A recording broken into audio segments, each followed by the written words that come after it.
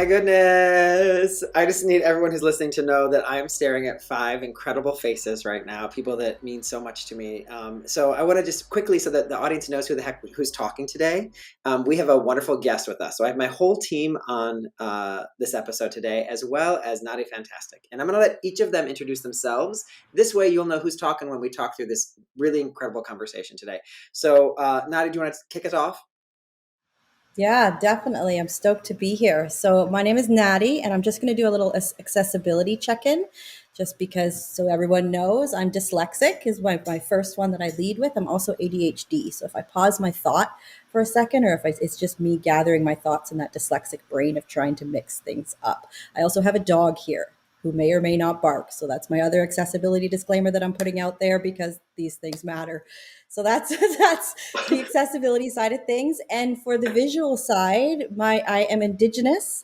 I have big white and black curly hair. I'm sitting against a white background. I've got plants behind me, and I'm wearing a very colorful shirt filled with pinks and greens and blues and oranges and blacks and whites. So for the visuals who need that side of things, you are served in that way. So my name is Nadi. My last name is Fantastic. I changed it that way on my own as a grown-ass woman because I was adopted into a family that just did not fit me. I was adopted into not a great space. So when I was 22, I changed my name entirely and I just formed myself into who I am. Currently, I'm an anti-oppression leadership coach. And I really fundamentally have shifted from working with corporate into working with small and medium-sized businesses to help them understand what anti-racism means in the relationship of business and teams and how they can move forward with equitable and inclusive practices. So that's me. Thank you. And Nadi's really going to be kind of co-leading this conversation. I'm going to pass the whole microphone. Hopefully I know that it's about all of us talking today, but I want to make sure that everyone kind of gets that that's it. And Nadi, if I said did I say your name wrong? Because we've been wrestling with this on the team about, is it Nadi or Nadi? Because we've been watching classes with you. We're like, so some people say this and some people say that. What are the way you like to hear your name said? It really depends on a person's dialect. That's what I've learned. I say natty, but if the shape of your language and the shape of how you speak comes out naughty, then same. Natty, naughty. There's yeah. Awesome. Emily, you want to introduce yourself? Yeah, I feel like I'm already looking to Nadi for instruction. I've never done that type of like an accessibility describing myself. Should I do that? Is that a thing to do? Okay, cool. So I'm Emily. My pronouns are she, her. I am, I guess, Director of Operations for Team BKP is the recent title I've been using. And I am wearing a yellow shirt with a denim shirt over it, and my hair is dark blonde, light brown in a side braid. And I have a white background behind me, and I also have a poster of vegetables and fruits behind me. Awesome. Somewhere you want to go? Yeah, my name is Summer. I'm the client success manager on Brian's team, and I am on Zoom. I'm white with a side ponytail and a little crocheted tank top on, and I'm in the living room of my apartment, which has a green wall, light green. It's tasteful. Green sounds so weird. I love it. I love it. I love it. I love it. And I'm just going to interject to say, as a listener who like this matters. So I guarantee that somebody would listen to this to point to be like, I have the visual to go with what I'm listening to. So it's really fun that you're all exploring and kind of playing with this added little surprise touch. Great. It is kind of fun. And my pronouns are she, her. Caesar, want to hit us up? Yeah. Hi, my name is Caesar or Cesar. My pronouns are he, him, and él, if you use él and ella. I am Latino and Mexican-American. I'm the Strategic Partnerships Director with Team BKP and just recently joined, woo woo. And I'm also an actor, so there's a creative side as well. For the visual, this is so fun because I'm like, ooh, what else can I describe? I'm wearing a pink shirt with like a denim shirt. My wall is very white, very blank, and I'm very excited to be here. Awesome. Thanks. Natalie, you want to take it? Sure. I'm Natalie, and my pronouns are she, her. And I am a white woman with dark hair, dark brown hair. I'm wearing a green shirt, which I know Summer says sounds weird. So I'm. I was like, how do I describe it? It's just green, very green. And I have a lot of white walls behind me, a white door. I'm kind of have this going down a hallway. So that's what's happening over here. And I am the new student welcome committee at BKP and the producer of this podcast. Yes. Yes, and I don't want to shortchange anyone's experience, and so I would like the chance to, as Renati has taught us this little introductory lesson. So I am in a denim shirt with a bunch of enamel pins on it, one of which says Corn Dog Army, and the other one says Actor Operating System, and there's a Snow White pin, and I have a black T-shirt on underneath. I am a white gay man. I am in front of. I have a new short haircut, and I'm in front of a very blue wall with a picture that says note to self, be kind, be kind, be kind, and a yellow crown from a tribe in Africa. And there's like a chair behind me and a little tiny desk of drawers and a Japanese torii. And we're all here. Thanks. Love And Nadi, can I just fully pass the mic? I feel like daunted right now. I feel like it's I love not having to be in charge of the podcast. Can I just say like how gleeful I am? Also, it's so delightful to see these people who I'm with every day be like, I am being really thoughtful now and considering we all slowed down once you brought that practice to us even. And it was so different from how, I'm already feeling changed. I'm already feeling like where we can make space. So I want to shut up now. I love it. I love it. And I just want to make a note of Brian, you nailed it when you said that, is it slowed everybody down. And that is fundamentally the work of whether it's inclusive leadership or whether it's as a team trying to figure out how to be anti-racist inside the business. It has so much to do with slowing down. Because at that slower pace, we're activating a sense of mindfulness that you can't really access that when you're just running it high, right? And that mindfulness is what allows us to be like, okay, wait a second, what does someone outside myself need in this particular moment or in this particular experience or as a byproduct of, being in community with us kind of thing. And that's it. I saw it too. I saw voices slow down, eyes light up, you think about it differently of wow. And what that essentially is you're in that moment, you're decentering yourself, right? You're taking that moment to put yourself in a fundamentally second space because because of what somebody's going to get just by hearing the visual explanation of a green, be it a beautiful green or a not beautiful green. It's arbitrary. Yeah, that's the experience. So how did it feel? That's what, give her Summer. Yeah. It's funny that you say you're decentering, because when I was doing my description, I was like, oh, well, I'm taking up too much space. Let me just talk about the green wall, even though there's several other details behind me. And even though I probably did slow down, I felt ooh, I'm in a rush. It felt like I was centering myself. So it was interesting to hear you say you're decentering yourself. I love that. Yeah, go ahead. Yeah. I felt that too, Summer. I was feeling that way, that it felt like, I was putting it on me, but then at the same time, I felt like I was connecting with our listeners, which was exciting.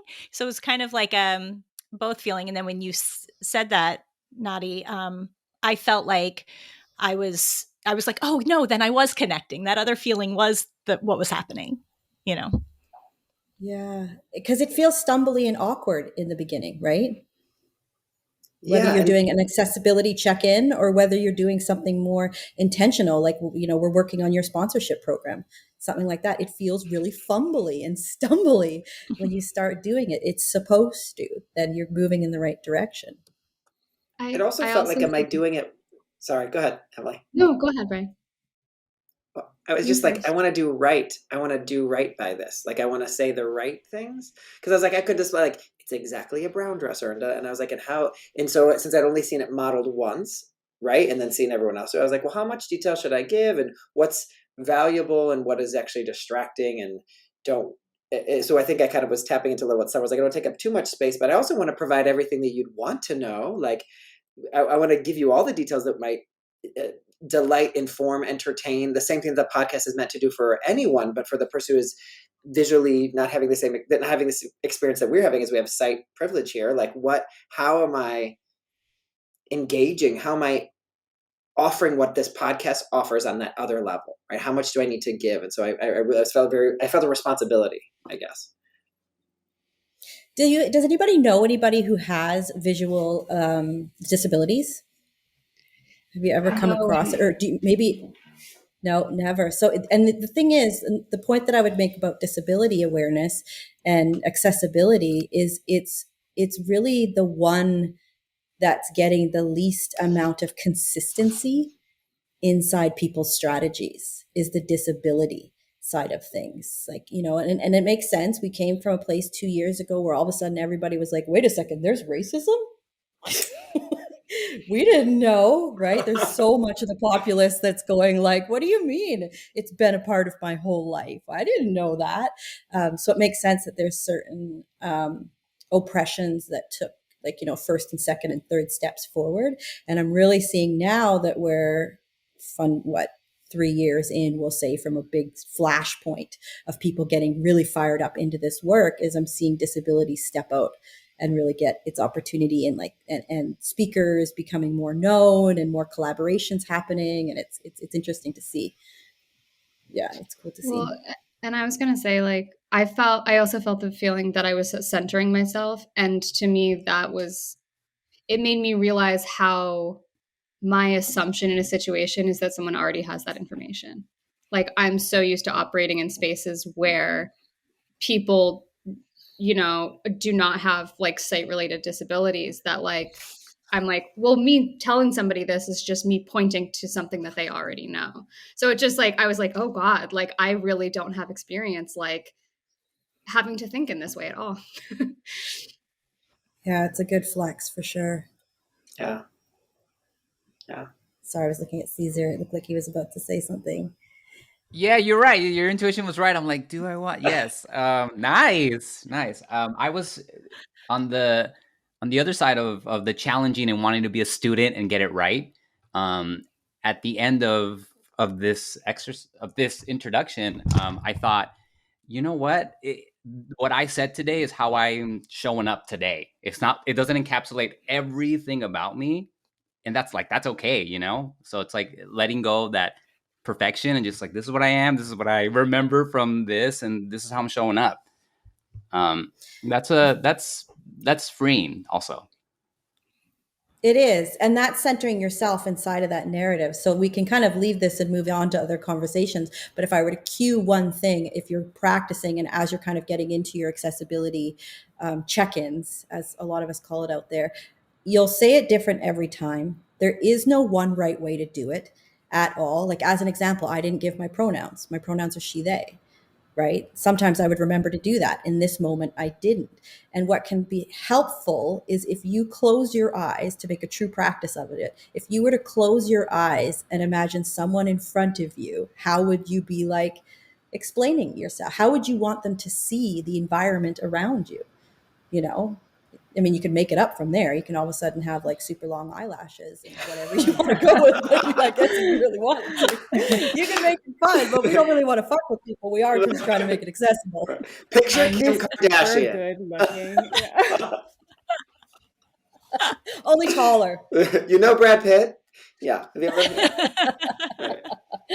I love it. So I wanted to ask a question, and just to kind of do a round of like round robin. That's a dyslexia. I was going to say round of looky-loos. I was like, that's not even proper English, but all right. When you all were kind of like dipping into this, when it was first brought to you of being like, okay, we're going to deep dive into this work, just if you were to say like 1, 2, 3 words, what came up for you when you were first like, okay, we're going to dip into this work as a team and as an individual? What came up for you?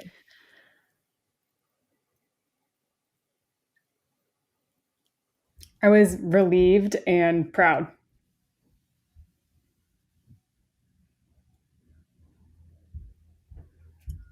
I was scared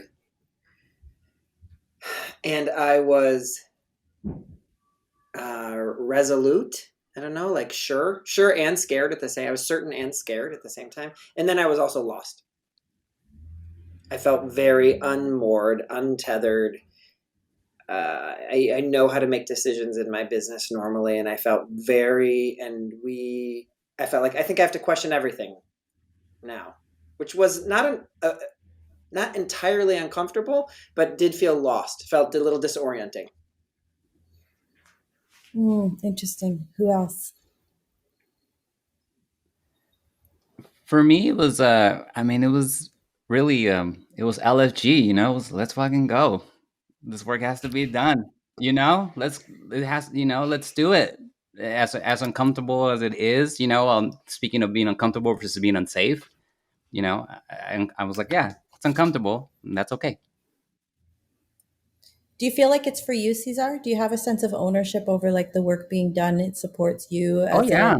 a person of color, as a Yeah. I mean, I have the thing that I have to remember is I have biases as well. I know that, and to wave any card of like, well, I'm BIPOC, so I get to bypass. No, it doesn't. I have my own biases. I have my own discriminations. It doesn't work like that, and that's not buying in. That's coming in with like a sense of some sort of like superiority, or for lack of a better word. And that's not helpful if we're trying to do this work together. Yeah, I love that. You nailed it. What about you, Emily? Yeah, I think what I landed on, I think Summer actually said this word too, was relieved. Did you say that? Yeah. Yeah, I think I wrote this down a little bit when I was watching the videos on one of them in particular that I think I'm always like, okay, and now what? And this felt like a relief to me because I have felt like I don't know what actions to take. I think I get overwhelmed and then I don't do anything. And so I felt really grateful for this opportunity because it was like, oh great, I love watching videos, I love reading things, I love doing assignments, like what is the thing that I can do. And so this has felt like a really nice way that I have been able to feel like I am taking steps to work on my stuff and like how we run this company as well. Yeah. I would say I felt nervous, excited, and I would say like, yeah, let's do it. Like I'm going to jump in, I'm going to show up, and let's do the work. I love it. So, and the reason I wanted to ask this, and thank you everybody, because I know that's kind of like kicking right into a vulnerable space of being like, how did I feel? So thank you for being vulnerable in that moment, because it's these words that really is like the anchor point of how we're creating this transformational change. Like moving from this place of being like, okay, I felt relieved. Why did I feel relieved? Oh, because I do want to do this work. Or, oh, because I know that people inside our community will benefit from us as a team doing this work, and that proud component to it. These are your values as a team, that it's relieving that you get to do this. It's a sense of pride that you get to do this, that there's a fear there, an honest, true, real fear stepping into this work, which is so triggering for anybody. Doesn't matter what stage you're at, brand new to the work, or you've been doing this for a decade or two. There's still that little element of like, am I going to mess this up? Like, is this going to come back at me and someone's going to have to, want me to show them all my cards of how much work I've done? Is there a report card? Like the checkpoint of that, and that sense of feeling lost. Did anybody else feel lost? Has then or is now feeling lost? It's like what's next or how it comes together. I mean, that was mine. So I already talked about that. I feel like that was mine. Yeah. I just want to kind of offer that space if anybody else is in there too. I feel like I've felt lost for previous to having this. I felt lost. And so this has been like, an answer for me to like, okay, we're going to do this. So I would say I'm feeling less lost now that we've met you, Nadi. And we've done some work. We have, like, y'all have rolled up your sleeves and we have done some work. And the other point that, like, I wanted to pull with these words in this sense of, like, how did it feel, was what comes out through oftentimes, and maybe as a listener, listening to this and feeling this as well, is this space of, am I doing this fast enough? Like, it feels like it's too slow. Like, I feel like I need to be doing more, but I'm also overwhelmed and scared and lost. So, and it can be very freezing and very debilitating to progress when we get these conflictions going on. And Nadi, I have this conflict inside of me, and I think that, I'm sure this isn't peculiar to me, but as the coach person, right, as the person who's interacting with the client, I have this other, like, conflict inside of me that is, until this is fixed, we're doing damage every single day. So there is damage being done every single day with every single, like, we are damaging our community every single day. This is getting better. And until it's really fixed, we're continuing to hurt. And so I also have that, like, that I'm carrying, that there's someone we're probably hurting. Like, I have this gut feeling of, like, someone's coming into the store every day and we're slapping them across the face. I mean, that's not what that might not be what it feels like, but, like, we're doing damage to someone. We're probably damaging someone somewhere along this journey every day. And that may be super centering to, like, Brian is just an online community. You're getting a little, but, like, it does, I have that suspicion that we're hurting. Can I ask you a vulnerable question? Yeah. Brian, do you have a sense of guilt or shame for anything that you've done, maybe that hasn't been the most equitable and inclusive, or that you're only starting to really dig deeper into this work now, or anything around there? Is there any piece of yourself that you're kind of maybe beating yourself up a bit? I think the part, this I don't know if this is too psychobabbly, but, like, because I'm gay, I should also know how to make spaces that are safe for everyone. Some kind of weird, like, because I've figured that out about myself, I should be able to have this. I should know how to do this. I should know how to do this for everyone, which is unfair to me and to anyone, because my lived experience is not the same as the person next to me, no matter what. But I think that there's a bit of that I should know how to do it. Yeah. Thank you for that. And that's kind of what I was kind of picking up a bit there. It's really common for people who have intersectional identities, like, that are running through the margins, to feel like we should be a little bit more monolith. We should be a little bit more, like, we should be better at this. Like, I should be better at this. I'm Indigenous and I'm this and I'm that and I'm this and I'm that and all of, I'm queer and all these different things. I do this professionally. I have that same internal narrative where I go into a room. I could sit in this room 5 minutes from now and be like, I should be better than this. I should know better than this. But it's always going to be there. And the reason I bring that up is because this is the element, a very ground floor element, to decentering ourselves in order to lead with inclusion. So, and as I've worked with you individually, this space of being like, lead with your values, lead with the values, always lead with your values. Because that element, if there's any guilt or shame, or you're blaming yourself, or you're just feeling like, you should be better, A, you're centering yourself, but B, you got to forgive yourself.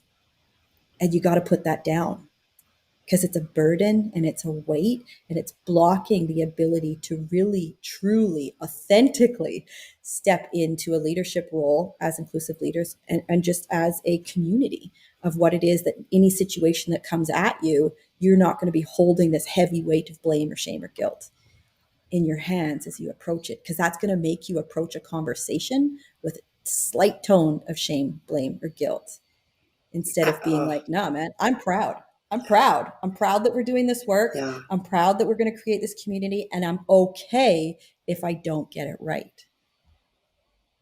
What does that bring up for you, Brian?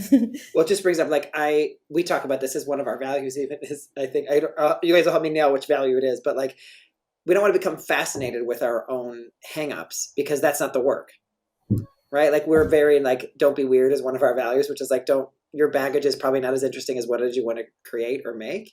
And, like, that just, what you just said, just shot right through. I mean, I can't say it's going to be solved in every moment that this shit comes up for me, but to be like, I don't want to become fascinated with my own shame around this more than I want to become fascinated with doing better. Yeah. Right. And learning. Yeah. and learning, because that's what this is. Every moment that you go into individually, every client that comes through, every challenge that comes via an email or a social, whatever is going to come through as you guys keep digging into this work, is always go. If you don't put the weight of blame, shame, and guilt down, it'll always be in front of you when you're facing these things that come up. And that is going to center yourself every time. So you're always going to be pushing against this bias. Is it a bias? But this reaction of centering yourself, which is pulling you away from a mindfulness. It's putting you into a react mode instead of a respond mode, which we've seen. Does that make sense? Yeah, it gets so tricky. I just think of Emily sitting in her desk and being like, this person's payment didn't go through. And then how does she respond to this person? Like, it just, the compassionate piece and the business piece can feel very, I just think of, I don't know, Emily, that's one of the places where I could see, like, because we're talking about financial stuff and and we might not even know anything about this person other than their name at the point when someone might be talking about money, for example. But I just think about the intersection point where we are trying to lead with clarity and also with our values here. And I'm not sure where I was going with that, but I can just see where we could get into like a traffic jam with these thoughts or these values in a way. And this is why we've been working on the documents so much, right? The statements and the documents is because attached to every single outgoing email can and will be a clause in there. It'll always say, and these are our accessibility options, and a link to the document or the web page that, you already have the anti-racism, anti-bias web page. We can do things there. If that's a concern, then okay, let's eliminate that concern and put something in place for that. Yeah. And that is so fundamental to this work because there is nobody has any idea going into a business exactly what that business is going to need.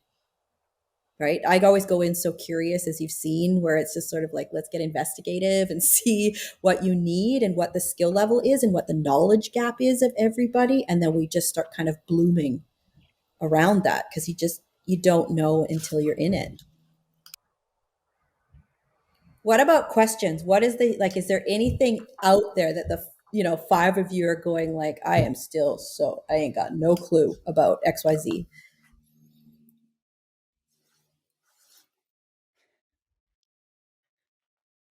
Yeah, give her. I have something.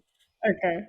I brought this up at our last training too, because it's one of those minutia things when I think about my job with the team that freaking comes up for me. Okay. So we use emojis a lot in our copy. Which color dancer girl do I use? Am I allowed to use a brown-skinned one because my skin is white? Should I be making sure I distribute the colors of the dancing women appropriately and just like kind of keep in mind that I used this color one last time? Or do I need to use the weird yellow one? So I guess like a non-color. This is so funny to me because also it's like this is the minutia versus, and it's feels like it's part of it though. And I mean, I want to just be aware where like our conversation is going here, and there's I don't know. I think it's very funny. Also, can I just say straight up, we have an email that literally has like 15 bullet points and all of them have a raised hand person. And I literally went through it. I'm like, okay, all right, this one's going to be like non-gender specific and white. And then like this one is going to be like because like that, I think that's kind of what we decided, like, I guess let's try that. And like, I don't know if that's right. And also because Nadi, when we're doing it, we're not referring to ourselves. We're referring to our reader as the person with their hand up. But there are emails that come from me, Correct. And so like, am I allowed to use the brown one wants to use the yellow nondescript person, the non-version. The yellow ones. I don't like the yellow ones. They're so McDonald's looking. I end up using the yellow one a lot because I don't know whether I should be using the on our list, but we want to know what the take is here.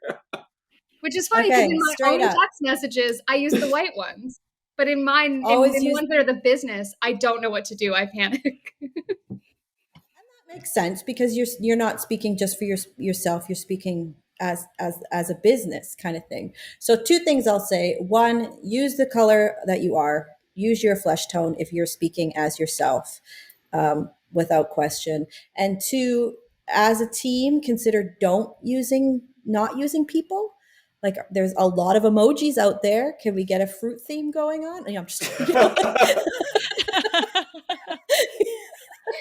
you know, to not go there. And the reason I say that is because, and this is when people would be like, oh, I'm supposed to cater to everybody. And that's kind of the, you know, the resistance people have a lot of the time to being inclusive and equitable is, in a situation like this, yeah, you might get somebody on the other side of being like, I'm pretty sure Natalie's white. Why is there a black girl dancing? Right? Who would see that as being like, nah, that seems pretty performative. Not a fan. That's tokenism. That's all of these different things. So yeah, in that case, if it's coming from Natalie, it should be the white girl dancing, you know, like, and that's, or boy, whatever, you know, Right. whatever vibes there kind of thing. And then, I mean, if it's really one of those things that's coming up, yeah, fruit theme, change it up, you know. But if the emoji is referencing them. Yeah. Because most time we're not talking about ourselves. Most times we're talking Yeah. about them. It'll be like, if this is your question, if this is your question, if this is your question, and bullets are not as exciting as emojis. I mean, we're really getting to email formatting right now. I'm really shocked where we are right now, but I think we need to talk about it. I mean, it's our main method of communication, though, you know. It is, So that's why it's like we need to talk about it for sure. Yeah, I mean, we send like 4 or 5 emails a week, right, to like Yes. large amounts of people. Okay, what about something fun and playful in your signature that says that, you know, we, as a inclusive anti-racist company, you know, We some use kind all of, and you can make, emojis. we use all the emojis, sister. We use them all. You know, like what about going something like that? Own it. Like the best thing we can do in this work is own whatever it is that feels right. And that's why what we're doing right now, and if it'll make sense at a bigger scale, is this is exactly the real world of creating an anti-racist business. This is the perfect model. I love that we're talking about this because that's what happens of being like, this is coming up. What the hell do we do about that? This, that. Does this feel right? Does this feel right? And as a team, you get to a place of being like, yes, let's put a ridiculous clause at the bottom that we support all emojis, you know, and then it says that every single time. So if anybody's looking through there and being like, what's with the black girl dancing on Natalie's email? Be like, oh, they support all emojis. Never mind, we good. And Nadi, this actually comes from a real place though, because when we were going through sales pages at one point, we went, oh shit, everyone on our sales page is white. So that's why I would be like, oh, I got to get a black girl emoji in here because representation matters. Yeah, you know, that so kind of representation. Even though it's a silly thing, it comes from a real place of wanting to be mindful. Yeah, no, I get it. And I totally understand the heart of it without a doubt. I got a real bee in my bonnet about all the websites over the last 2 or 3 years that I know had only white faces on them that all of a sudden have all of this diversity. I'm like, yay, look at you in the melanin. Are you doing anything to actually make a safe space for the melanated folk who are showing up? Because you're signaling that. Your website is saying we're inclusive. Yeah, we're diverse. We're all these things. So you're attracting melanated folk, but can you support them? Are you safe for them? You know, these sorts of things. So yeah, that's just my little side rant. I'd love to get into that, like with the initiatives. Emily, go ahead. What were you going to say though? I know this is like real nitpicky and we're talking about like website design and stuff, but I have kind of wondered about that of like, because I don't think 100% of our program participants are white, but I do think we have like a majority white people. So like, should our testimonials reflect like the breakdown of our program attendance? Like, does that feel like does it feel like that is a more like, I guess, truthful way of like representing like the type of, I don't know. Like, I guess I don't know. I have wondered about this a lot though, because I don't want to tokenize some of our program attendants by being like, here they are, we're showing, you know, their testimonials about how much they loved the program, and they're all like non-white people. So I guess like, how do you know? How do you decide? I think that right. I will just venture without doing an exact. How many exact people are there that are not white or white, or like we don't have those numbers, right? I would say that right now it is pretty indicative. We've got like 80% white of testimonials and 20% not. And I also think we don't know there's plenty of backgrounds we don't know about in terms of disabilities or sexualities and things like that. But I would say, I think most of our testimonials, whether this is good or bad, I think that our testimonials do reflect the makeup of our community.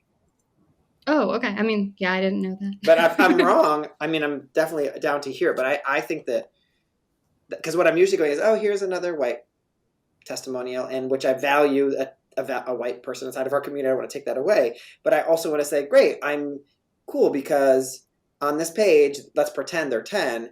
Two of them are not white people, which feels about right with what our community looks like. I'm usually trying to pay attention to that, but I also don't want to. I don't know. I'm interested to hear what Nadi has to say.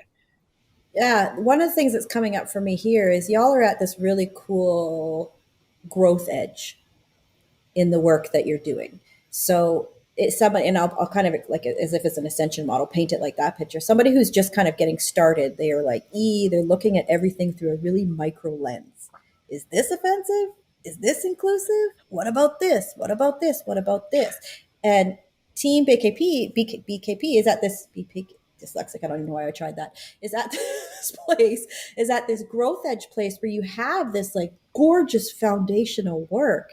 And the next big step is to get super public about that. So that as soon as you get more public and all of these things, like I said, the email is linking back to your anti-racism, anti-bias, you've got your value statement out there, you've got your, all these different public facing, the initiatives that you are committed to, that you have invested in, that your hearts want, and you are doing the mind work to get to it. Then the micro stuff slowly starts to fade away because you've built this bigger foundation, right? So anybody who comes into contact with the business is going, they can see it at all these wonderful touch points about foundationally who you are, what your values are, and how you support diversity, equity, inclusion. So you yourselves will you'll stop nitpicking, to use Emily's language, about these small micro things, because at the big broader lens, it's obvious that you're inclusive. Can we talk about right? Can we talk about this accountability and where we're moving with our anti-racist plan and all that? Because I think that's been really both confronting and delightful and exciting and important and hard for us. Can we talk about that a little bit with you? Yeah, I'd love definitely. to. I'll just Go ahead. Any questions? No, I'm going to just kind of do a round. Is there any sort of like top level questions that anybody has about it to kind of help direct it? Because I want to sort of see what's at a surface level of being like, where we go, like what comes up for you. I have a question which may lead into what Brian just spoke about, and it may not. Speaking of that, being transparent and vulnerable with our values, is that also allowing the vulnerability of letting our community know if our emojis are cool and the way our emails are structured, and are like, just in essence saying, okay, we accept feedback kind of like this, like we're ready for our community to possibly say something, or possibly say, hey, this is great. Is that part of the space we're moving into as well? That's my question. Yeah, definitely. That's a really great question. And I say yes to it, because this is why this opening stages that we've really been working on, for me, from my side, is being like, okay, what work have you done so far? What tweaks can we make inside of that? But out of that, the byproduct is, where are the growth edges independently of all of you? And then where are the knowledge gaps? And that is the trickiest angle to my work anyway, is addressing the individual knowledge gaps and then making it really team cohesive, across the whole of it. So it's not everybody just being like, am I using the right emoji on this thing? But everybody knows that this is how we roll in this particular situation. So that transparent and vulnerability piece, it's gonna, as soon as you get more public, you are there for, you have to be more transparent. You are public, that this is the work that you're doing, and you're vulnerable. Because is somebody going to show up and be like, are you really though? Maybe, right? Right. It could happen, kind of thing. So what does the team collectively need to know in order to manage a situation like that without you going to a place of shame, blame, and guilt, which is centering yourself, which is taking out the whole point of being like, what is this person's experience and why are they engaging with me in this kind of way? How can I support them through this? Oh, they just don't fully understand our anti-bias, anti-racism statement. No problem. Let's do you, Brian, jump on a bomb and be like, this is our take on it and our value system, and then how we feel about it, and the direction that we're going. We had that happen.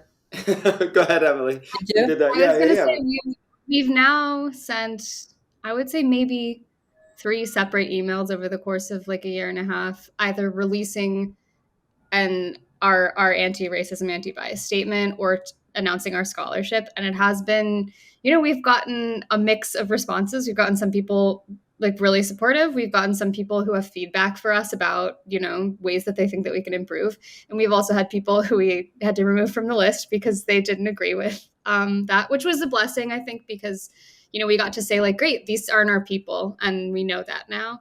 But it was a thing where, I think we didn't have any sort of structure for like what we were like this. We didn't have any structure like this. And so every time we would get one of these emails with someone like, I would like you to do better, it would be like, and we would spend like 2 or 3 days writing that email response, being like, okay, like this person's feelings are valid. Like, how do we consider those? Are we about to make like big changes in to accommodate them? Because like, and we want to, and then like, where's the line of like, okay, does this make sense for us? Like it was like it's been a huge labor of love, but still a labor. And so I think like, I am excited to have more, I feel like that's a huge knowledge gap of like how to respond to critical feedback and how to go like, okay, like, how can we fix it? How can we do better? How can we incorporate this? And Nadi, I don't know, and I want to add on to what Emily just said, is sometimes the feedback, at least at this point, I think we got rid of some of them, those people who were hanging around a little bit. And now I think most people know that there's something around anti-racism going on over here. We could definitely be louder. But I would say more recently, I've received emails that say things like, I noticed, Brian, that a lot of the actors that were giving testimonials were white actors. And for me, as a woman of color and in a space like this, I wanted to ask a little bit of questions about that. And so that was I got to have a different conversation because it didn't feel, she wasn't critical. She could have been critical, but it felt like this person knows somewhere that that's not all that we do. It felt more like we can have a conversation and I can say honestly what it looks like to be in one of these rooms and how many people will be there that will be of color, that I have an idea of that, and to give her a sense of what belonging might look like for her. And I think that is some of what you said earlier, Nadi, at least that like we've done some work. So it was different than I'm responding with my shame to make good on something we definitely screwed up in the past. Like we've screwed this up, right? So I'm hoping that as we continue to do the work, that feedback like that, like we've always said we're open to feedback, but I think that kind of feedback, because let us not forget, we are a company that helps actors get more work and get agents and have better acting lives, right? So we have to be mindful of like, are we fulfilling our number one purpose here, which is happy, joyful actors who are working and happy and like living great lives, right? And so that where we have obstacles to that within our own organization for certain communities is where we want to break through. And so I think it's important that we like, it's very slippery. You can be like, are we suddenly an activist organization, which is not what our job is, but we can be activists inside of our organization. Our organization as a whole can be an activist for social change, keeping in his mind its mission of what it actually does. And so that sometimes gets confusing, I guess. It totally does. And one of the things that you're doing that most aren't is you are really out at the front of a movement as far as businesses taking this seriously and installing it inside the entire team. So as we normalize this, and this is my mission, and I'm doing it. As we normalize this work, I'm doing it. The conversations that happen around business, it's going to become normal. Anti-racism is going to be part of it. Great. It just is now. I just got so much relief. Sorry. I just Good. Like, the shame game is different. It is like, it's going to become normal. Like, I'm down for normal, like make you comfortable. Please come into our house. We want you to feel comfortable here. What can we do to make that easier for you? Whether that is disability, age, that conversation is the one that I think we want to, because then it gives us the space to help you with what you came to us for in the first place. Right? Yes. And fundamentally, yes, like always remember, oh, sorry, go ahead, Susan. Go ahead, please. No, I was just going to say that always remember, like the goal of all of this is belonging. And the roots of belonging is that someone feels seen and heard and respected and valued. So when you're leading from that place, and how are you going to hold space for somebody to be seen, heard, valued, and respected if you're sitting in a bucket of shame and guilt? Like it ain't going to happen because you're just like, I feel crappy about the way I was, right? So as it saturates and everybody's knowledge gaps become a little bit shorter in the early stages. Then you move into this stage, like you're like, all right, yeah, we got this. That's cool kind of thing. And it makes it easier to create an environment naturally, easily. The emails are going to come. Someone might be resistant. This person might ask about what have you got going as far as supporting your people of color? What have you got going that supports your people with disabilities? And I mean, Emily, you're just going to be able to be like, here's a link to this, here's that, this is what we do, and we're good. It's going to become so second nature. So Brian, you're asking me like, what is the next step? This is that really cool growth edge of making sure that the knowledge gaps are filled. Everybody's kind of got a good idea communication wise, and then you move into the right. I don't say next stage, but yeah. Caesar, what we can say? I wanted to say that I feel also that this conversation plus what I have seen as the guest list in the podcast, I mean, it seems to me that it's very cognizant that we're trying to offer diverse voices, and I think the podcast guests that we've had, and I think this conversation, I think I can tell that that's what drew me to this team, is knowing that I could feel it. Like it's very. I want to give us a win, so that there isn't so much like shame, guilt, all that stuff, because I see it, I see it before I joined the team, I saw it, even this year, like just seeing the diverse voices that we're looking to uplift. So I want to throw that out there, because I know we're doing the work, and yes, there's the glimpses of that work. You're champions. You're all champions doing this work. And yeah, there's so many wins to celebrate inside of this, the work that you're doing completely and totally. Center yourselves for a minute and be like, hell yeah, we're doing it. Because we're still human beings. Yes. Okay, so I'm going to come back to this may be shame speaking, right? But I'm like, okay, but I want more people to get scholarships. I want more people to know this exists. This may be weird, but like I almost want more emails from that woman that say, what do you do for people in your spaces? Because I feel she was this is maybe perform. I don't know. It wasn't perform, because I was like honestly saying, we're on our journey. You're right. It is mostly white people. We are trying really hard to get more diverse voices in here. You will be in a room with mostly white people. I want to make that very clear. Here's some examples of some people who have been on the podcast, who have been in those spaces, so you can maybe see through some of their experience, blah, blah. That was the answer. But like, yeah. I would like us to, I think all of us would like to see a more diverse community that we're serving. Right. And so that trickles down, I think, even from the business that we work in, which is the entertainment business, and most of the time. Right. And so we're seeing more diverse voices and more diverse actors and all that there. So then how do we, two things, inspire an actor to think, yes, you can get a job as a diverse or differently abled, whatever actor or whatever, and that we can help you with the same. There's a little bit of a two-pronged inspiration. It could be necessary depending. Yeah, and I'm coming at this from very much of like wanting to be like, yep, Emily, you're right. Our testimonials are all the colors of the rainbow because our community is all the colors of the rainbow. Yeah. Right. And we said this, Brian, when we were first chatting about working together, is it will happen as this foundational stuff gets worked in.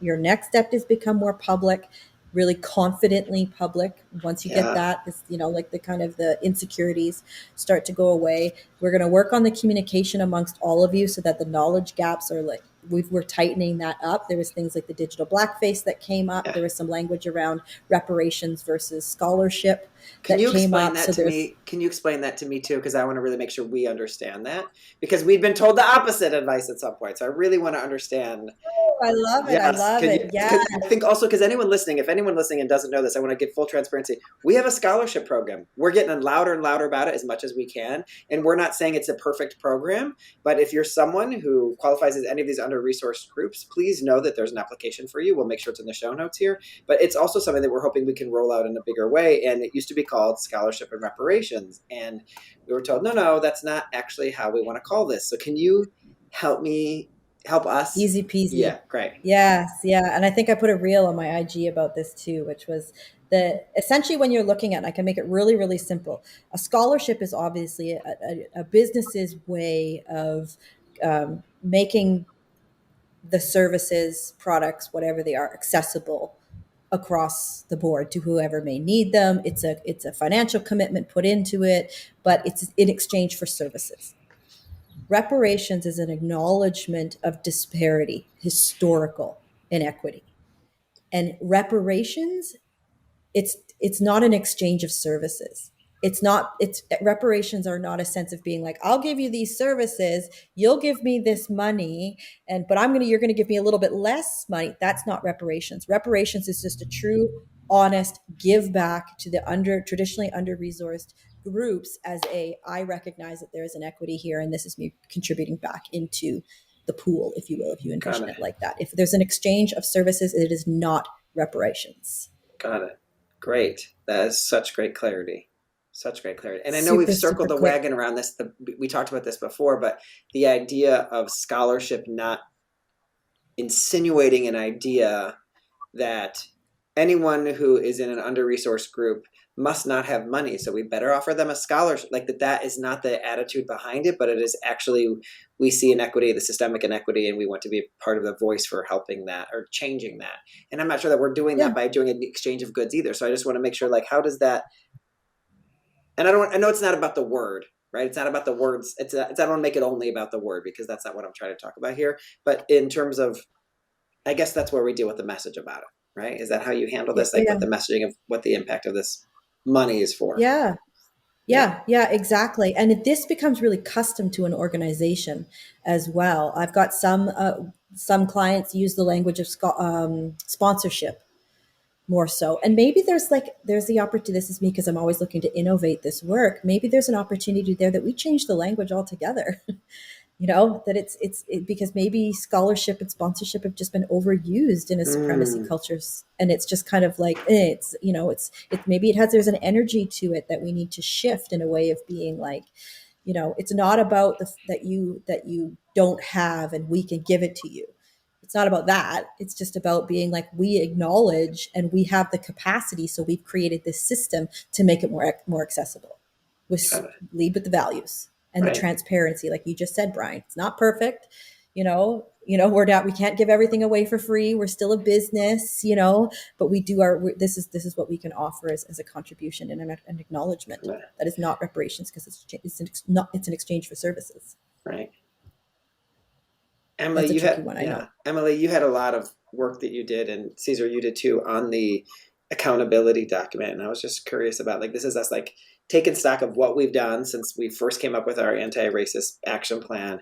And I just wondered if you had anything that is, top of mind that you want to discuss today. Oh, I don't know. I kind of feel like, that accountability document, it feels a little bit like it's been my baby. Because like I have kind of like tracked the metrics that we originally decided upon, and then like wrote the kind of the one that you started to work on for us, Nadi, and give us feedback on, which is like the edit. But yeah, I think one of the things that like is not a thing that we talk about very like outside the businessy, but we did put in our original one, and is now I reported on it or whatever, is how many of our vendors are companies that are owned by people who are members of traditionally under-resourced groups. And we, that has been a real challenge, just because when we were attempting to hire, we ran into a lot of roadblocks. It really clarified for us that a lot of our business network, our network of other businesses that we know who can make references, is like overwhelmingly white. And so a lot of the referrals that we were given were white. And that, I think we actually exceeded what we said we wanted to, but I would like to look at a better way to do that. That is like a huge goal for me moving forward, is to feel like, I have better access to, I know that there are, people out there who do graphic design or coding or all these things that we just hire these little contractors for. And I know that there are people out there who do that who are not white. Like, I'm very aware of that. And it's been a huge challenge for us to be like, do we, I think we did post a couple of paid postings on like specifically like female Black job sites that we found. But beyond that, it seems like it's really become a thing where like you almost have to pay a recruiter. There are like a lot of recruiters out there who like claim that they will be able to find you diverse hires. And I don't know if that's real at all. And like, I don't know if that doesn't feel to me like it's necessarily the best route. I'm not really sure. So yeah, I think that's been a focus for me on the accountability report and like us moving forward past this iteration of it. I appreciate that. That's definitely it. There's a growth edge there. Yeah, there's definitely a growth edge there. So one of the things I can say is relax around that sense of being like, where are the marginalized people and how do I work with them? Because all my clients are going through it.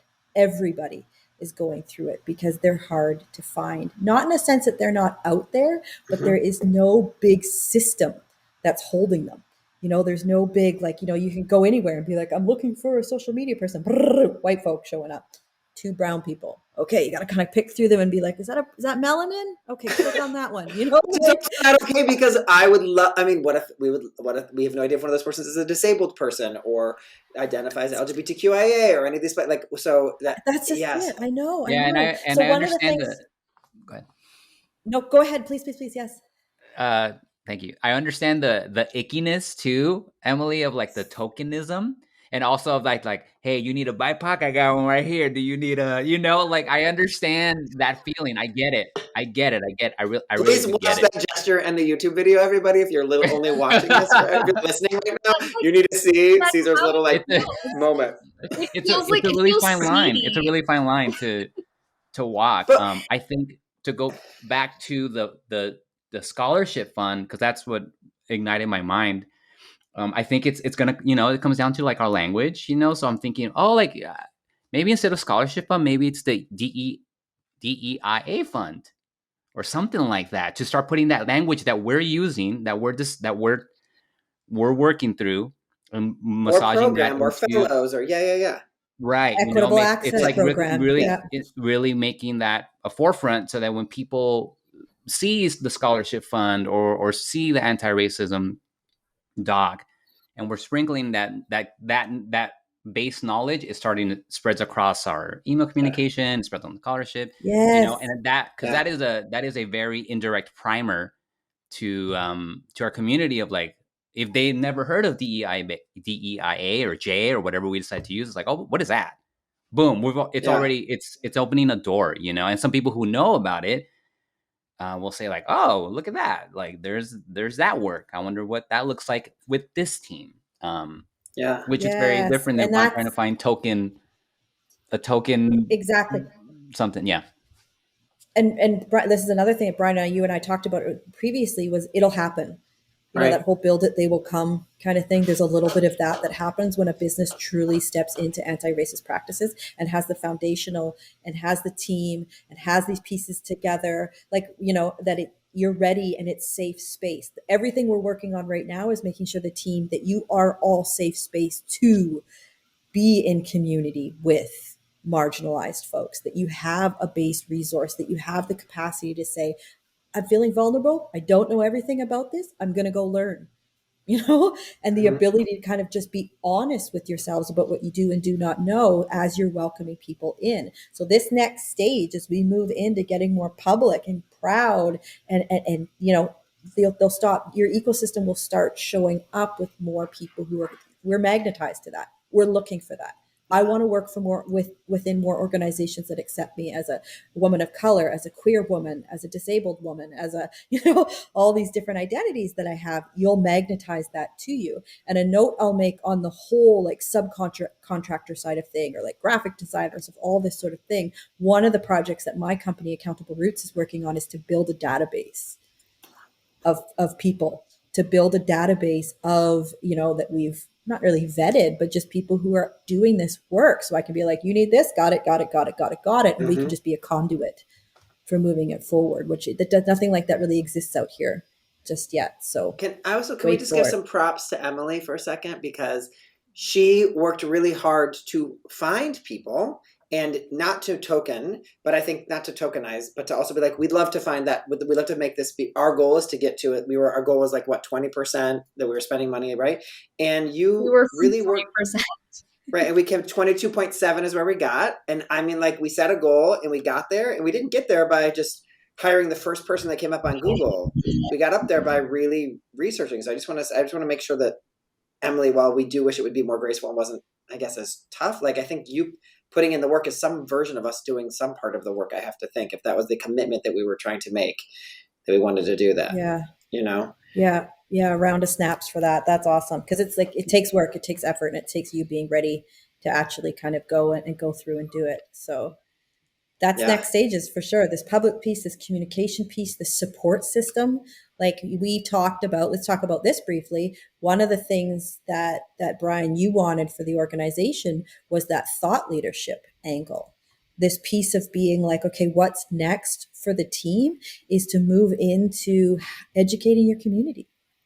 What can, like we talked about a book club, being able to put together an anti-racist book club. You will magnetize the right kind of folk if you're an organization that offers, an anti-racist book club. Ain't nobody doing that except for a few of my other clients, but this is something I've seen it happen. Once you get more public, you're stable, you've got the communication tools, your knowledge gaps, you're all kind of working on your own independent learning. I'm helping coach what I'm seeing as being necessary gaps to fill. And then you're moving forward into this space of getting really supporting the people who come into your ecosystem, or who may come into your ecosystem. And this is why we always say diversity, equity, inclusion is good for business. Because from that, you want more representation, shine that light and you'll get it, and you'll be the only agency of your type who's doing it in such a bold, proud way. It makes me scared because yeah, it should. It's like, I'm going to be in a room and be like, okay, let us now talk about how to be an anti-racist. Hello, ding, white man, cisgender privilege. Let's start talking the conversation, right? But it makes me scared. And also like, I feel like we've talked about this enough where I'd be able to create a safe container for us to talk about it. It's a book club that someone is elected to be a part of, and they know what they are. I don't want to put getting into, but like we're having a book club. We're going to sit, we're going to talk. We're going to make a free exchange of ideas and thoughts the way that any book club works, with the intention of it being towards this end game of us being more educated. So there's something no one person inside the team is saying, I know this. Right. Everybody inside the team is going like, I'm going to learn something. I've never read Do Better by Rachel Ricketts, like as an example. That's a great starting book. But these things you'll learn across the process, and then open the conversation just at a really equitable level with whoever participates. Yeah. It'll be uncomfortable. Yes. People might get a little freaked out. Yes. But that's the work. Yeah. For sure. Yeah. I mean, Emily's smiling, Caesar's smiling. You guys are excited about it. You guys are into it. I was just thinking, we did an anti-racism community roundtable. Do you remember that was moderated by an anti-racism educators, two of them that Brian knew, and that I thought that went really well. And they created affinity spaces, and it was like a nice way for us to kind of garner some feedback from people. And yeah, it felt like a nice thing. So I feel like we could do that again, but with a book. Nadi, I have a question, and this is kind of out of the bounds of what we've been talking about a little bit, but I've been kind of wanting to hitch our wagon to, this is a cause we support in a way, like donate to, like, doesn't feel like you're already buying things from us. Like, what does that even mean? Like, I don't, right? But is there a world where we would ever, because I would love to say, like, we donate this, we match donations, like do some kind of a moment where we were doing that kind of, because I think that a lot of people we work with are freelancers who are never going to have a company that would match donations, for example. And I've always said, great, we would be able to offer people the opportunity for their money, their dollars to stretch a little bit further if we were able to match donations up to a certain amount during a certain time during the year. And is there anything problematic about that? Making sure that you have the knowledge base around the organization that you want to contribute to. Like if you're not entirely familiar with Judaism, say, and you're going to, support an organization around Jewish lifestyle, whatever it might be, Right. It's just about knowing the container that you're getting into. sort of thing. And if it's going to focus on racism, then just knowing that you're showing up humble and being, this matters to us because of XYZ. It's part of our value system, and creating that. There's always opportunity. And I'll just say this, and hopefully it's relieving and not too scary. There's always opportunity for problematic. It's always great. That really made me feel great. So you'll just get comfortable with there's always an opportunity for it, and even in my work, I see it, at this high level, working with big organizations or small teams or whatever it may be. I'm still going to mess up. I'm still human. I still might say the wrong thing. I still might put together an initiative that didn't think full circle around who it's, affecting. And I've said this before in containers with you, and I'll say it here. Like, the tricky thing with inclusion and diversity, equity, inclusion, anti-racism, anti-oppression work is it's this mindfulness of who we want to include, but then also running the parallel of being mindful of who we may be unintentionally excluding along that whole path. And that's a tricky thing. And we've seen that in some of the documents. Was it Emily or Natalie? There was something that we'd come across. We talked about it. We talked about it. What was it? That came through. I don't know, but I'm going to go back and look at it, because I've got a bunch of stuff to drop into your Slack too, to kind of tighten this communication side of things up. But there was something in there which was like, okay, we want to be, mindful that it's, yes, we're including this person, but we're not excluding somebody else along the way. That duality is constantly at play. And because of that, there's going to be a friction that exists as we try to balance this inclusion, exclusion component out. Nadi, this was a really vulnerable, slow, and awesome conversation. One of the things that you quoted in the training you gave to us previously, and I forgot who it was. I don't know why I'm forgetting who it was, but you said, it was Harvey Milk, of course. We said, you've got to give them hope. And I feel like today, we got into some of the mud, but I feel like you are constantly giving us hope that, we're on a path that we know we're in the middle of it, or the beginning of it, or at our baby steps here, but that we're given hope towards, what we're hoping become more nuanced and sophisticated conversations, instead of for us coming from like, holy shit, they just saw me with my underwear down. Like, like that, which is what I think a lot of what we were running around with a little bit. Oh my gosh, we were very alarmist in reaction to this. Reactionary. Yeah. And not that we were having a lot to be alarmist about, but like, what are we going to do? How do we fix? And I think that you definitely regulated my body at the beginning when we talked a little bit about letting go of the idea that I should be better at this already. I should already know that I should have been born with this somehow. And I guess I would just open up if anybody else wanted to share what you're taking away from today, or if there's something you wanted to share back from what you heard or anything. To add on to what you just shared, Brian, one thing that really stuck with me in the trainings was the sense of urgency and perfection, and how that can really mire the intention of what we're trying to accomplish here. And even that word, just accomplish, like, it's like we're gonna get here and then we're done, and that's not how it works. There is no destination. It's like we're perfect, even though we were trying not to be perfect. And I think that that's something I'm keeping in mind, that it's okay to take a breath when we don't know what's going on. It's going to be uncomfortable. We might fuck up, which is where my social emotional brain is like, positive risk taking, got to do it. That's how we grow. And just knowing as a team that since we're having this conversation, it's like, instead of thinking I fucked up, it's more like, hey, let's all take a breath together and see how this is resonating within this container of this work, and how will we approach it together. And that's uplifting. It's comforting in an uncomfortable space. I love that. Lead with your values. That's what's going to start happening. Next steps for the team is it'll become natural for you to lead with your values. And in that will go away the doubt. It will go away these pieces, because you're going to get more confident. Yeah, I love that. Thank you for sharing that. I love that you talk about perfectionism. I'm just going to add something, and then I definitely want to hear from the rest of you. But just this last little thought that's coming through, probably not the last, because I could talk forever, but this piece of something to remember in this work, whether you're working on it with your business or you're just working it on yourself. Like, my start point with everybody is the value of self-work. We will not move the needle and create transformational change without independent self-work. And we're not, because change is reversible. Like, y'all could set up a bunch of scholarships. We could get a really cool reparation. You could do all this cool groovy shit. Change is reversible. It can all go away. You can decide in 2025 that, like, we're out, which you won't, but you know what I mean.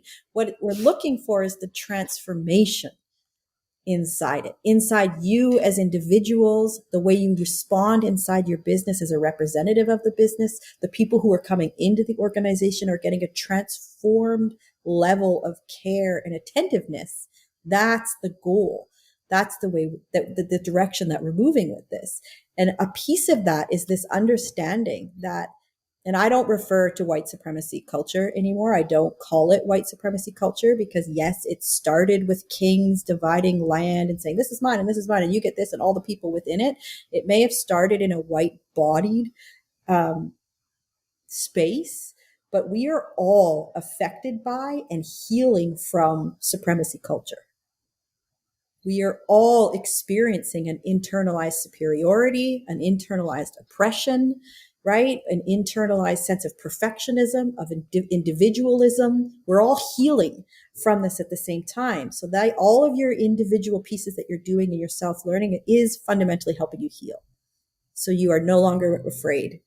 So you are more proud, so that you're more courageous. And when people come and stand in front of you as members of the community, they themselves are seeing that in you. They're feeling this connection of hope, and they're magnetized to it. And with that becomes this increase in representation and how it is that the organization shows up. It's part of your brand identity. That's what we're aiming towards. You know, so the hope is a big piece for me. It fills me with hope just to see all 5 of you doing the work. Is like, all right, next level. Yeah. Emily and Summer, did you want to? Emily, Summer, Natalie, did you want to add anything before we go to our next level? Start. I was just gonna say the last learning that you sent us with Dagmar, that interview with the acronym FALL. It just, for me personally, this felt like really aligned, because I read Radical Compassion recently, and I've been learning about rain meditation, and it feels very like a really similar process, like this idea of being able to kind of like pause in the moment and like examine what you're feeling and what you're doing and sort of like ask some questions about that. And so that just felt like such a helpful kind of thing, because I don't think that it's a thing that we do naturally, but I think that it's helpful in so many aspects of our life to be able to kind of just pause.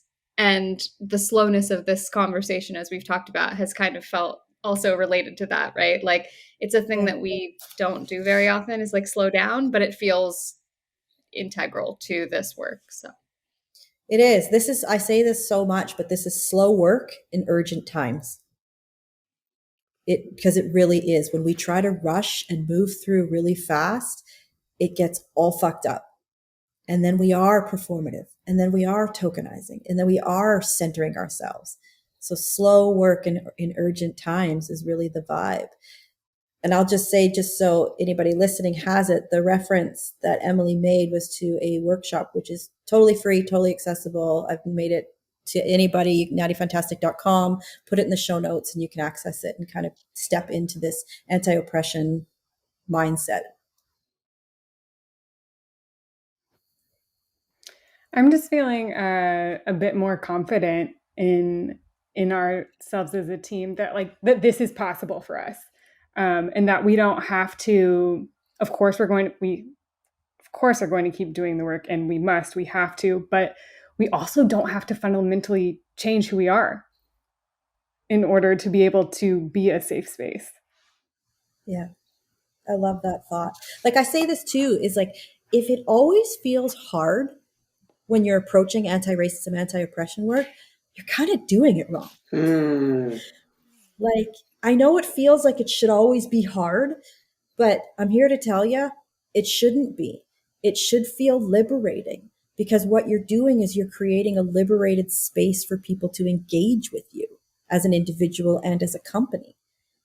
And so if it always feels hard, there's something not right inside your strategy. There's something not right inside of, like, there's just something that's a little bit off. So I like that you say that you don't have to change who you are as a human being at this like core level. We're just adding new perspectives and opening a little bit more into a broader understanding. That's growth. That's not full change of who you is. That's growth. Yeah. That's fun to me. That's explorative. It's curious. That's the way that this work should feel. Yeah. I just wanted to say, and Nadi, I shared this with you when we met, just that this work is what was part of the reason I wanted to come on this team. It was mentioned when I applied, and I thought, yeah, I want to do that. I was like, I haven't experienced that, and I want to, and I've been wanting this for a long time. And it was like this like little light. I was like, oh, we're going to do this work. And as I said, I was, nervous, all those things, but you saying about slow paced and urgent times, and with working on the scholarship and just allowing us to take the time with it, and allow for there to be mistakes if there are some, and all of that. You creating this safe space for us has been, really valuable. So I want to thank you for that. Yeah. You're most welcome. It's a pleasure. It's a pleasure to work with you all. Thank you. And also to have this conversation, on a live mic, where it's going to be, I want to thank the whole team, you guys, for showing up and really bringing your honesty here. Because that's, you said, the work is self work. The transformation of the whole comes from the self work. And that really landed with me today. And God, does it piss me off that it is slow, deliberate work in urgent times. I mean, I can't tell you how much that just pisses me off. But I take it as a truth at the same time, right? Because I'm just, what you said before, like, if it's always feeling hard, what comes back to me is, oh, I'm centering myself in this instead of centering who I'm trying to help. Bingo. And so it's such a slippery about, like, I want to serve at a certain level or whatever. So I just really appreciated the way that you said that, so I can really run with that deliberate and slow is going to be more powerful than messy. And efficiency is I think did you say to me that efficiency is the villain or the enemy to inclusive work? Someone said that to me recently, and I was like, oh, okay, we're going to really take that in. We're really going to read this. Bulb. Yes. Yeah. Okay. Got it. Yeah. Yeah. In the beginning stages are really slow, really, really slow, like iceberg slow. People can be like, are we even doing anything? It's like, are you learning? Are you evolving? I promise you're doing something. It starts really slow. It quickens as systems get more into place. But by the time we get to a place that you are holding regular book clubs and roundtables or whatever, and creating a normalized conversation around anti-racism inside your business and for your community, it's going to feel like rapid fire. We're like, wow, it's already the second quarter and we're doing this event, or we've got this going on, or this is happening, because it's just going to become second nature. But you will still, throughout the entire process, be picking rocks out of your face because you're fucked up at some point. Got it. I can't express that enough. Nadi, and I know that from experience. Well, we are going to look forward to it. Damn it. Yes. Thank goodness we have you by our side, and I'm sure that there are people who are listening right now who will want to know, like, how do I work with you? How do I tap into some of the resources that you offer? Of course, I want everyone, if there was ever an episode where I want you to go watch the YouTube or go tap into the show notes, this is a great one because we're going to link to lots of things. But Nadi, if anyone is, feeling it right now, where's the place that they should go to learn a little bit more about the work that you do? Yeah, nadifantastic.com is definitely the through line for everything. I've got the Anti-Oppression Leadership Academy, runs once, maybe twice a year, which is a very phenomenal, deep-rooted program to help people kind of get a grip on inclusive leadership and self-work specific to business. So it's really for business owners and business leaders. It's a great channel to go through. I host free events all the time. For last year, I hosted 6 of them. Free events of all sorts of topics, always in collaboration with people who are big, bold voices out here doing the work. And yeah, just kind of the socials as well. Inclusion with Nadi on Instagram, and then on LinkedIn, Nadi Fantastic. It's always, I'm the one saying the things that definitely shaking the tree out here. That's my favorite stuff. Right. So Right. We are so Yeah. lucky to have found you. The universe put us all together. So thank you. Indeed. Thank you Indeed. so much. And I want to thank everyone for listening, and we will keep this conversation going, and we're going to bring it to you right here on the podcast. So thank you so much, everyone, for being here. Thank you.